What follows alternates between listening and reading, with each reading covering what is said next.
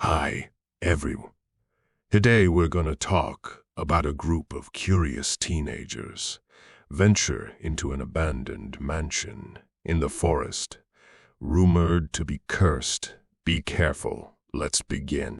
In the middle of the forest, there stood an old abandoned mansion that had been left to decay for many years. The mansion was said to be cursed, and locals avoided it at all costs. But one day, a group of curious teenagers decided to explore the mansion and see if they could uncover its secrets.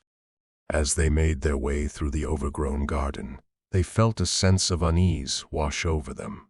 The air was thick and heavy, and it was as if they were being watched. They reached the front door of the mansion, and as they pushed it open, they were met with the musty smell of old books and dust. The mansion was huge, with multiple levels and many rooms. The walls were lined with portraits of long-dead ancestors, and cobwebs hung from the ceiling. As they made their way through the house, they heard strange noises, whispers, and footsteps, but every time they turned around, no one was there. As they reached the top floor of the mansion, they heard a loud thud coming from one of the rooms. They pushed open the door, and inside they found an old, dusty trunk. The trunk was locked, but they managed to pry it open with a crowbar. Inside the trunk, they found an old diary that had been written by the mansion's former owner, a wealthy businessman named Thomas. The diary told a tale of love, betrayal, and revenge. Thomas had fallen in love with a beautiful woman named Isabella, but she had been promised to another man, a wealthy aristocrat. Thomas was heartbroken and vowed to get revenge on the aristocrat. He concocted a plan to lure the aristocrat to the mansion and murder him. Thomas succeeded in his plan, but the murder had been witnessed by Isabella. She was horrified by what she had seen and vowed never to speak to Thomas again. Thomas became obsessed with Isabella and tried to win her back, but she refused him time and time again. In his obsession, Thomas began to dabble in the occult, hoping to find a way to win Isabella's love. He became increasingly erratic and paranoid, believing that Isabella was conspiring against him. He even started to hear voices in his head, telling him to do terrible things.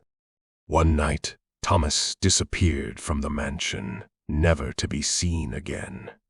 It was rumored that he had gone mad and had been consumed by the mansion's curse. As the teenagers read the diary, they heard a creaking sound coming from the hallway. They turned to see the figure of a man dressed in old-fashioned clothing standing at the end of the hall. The man's face was twisted in a grotesque grin, and his eyes seemed to glow in the dim light. The teenagers tried to run, but the man moved impossibly fast, chasing them through the mansion. They found themselves trapped in a room with the man closing in on them. They thought they were doomed, but then they remembered the diary. One of the teenagers pulled out the diary and began to read aloud. As they read, the figure of the man began to fade away, and the room became lighter. When they finished reading, the mansion was silent once more, and the figure of the man was nowhere to be seen. The teenagers left the mansion, vowing never to return.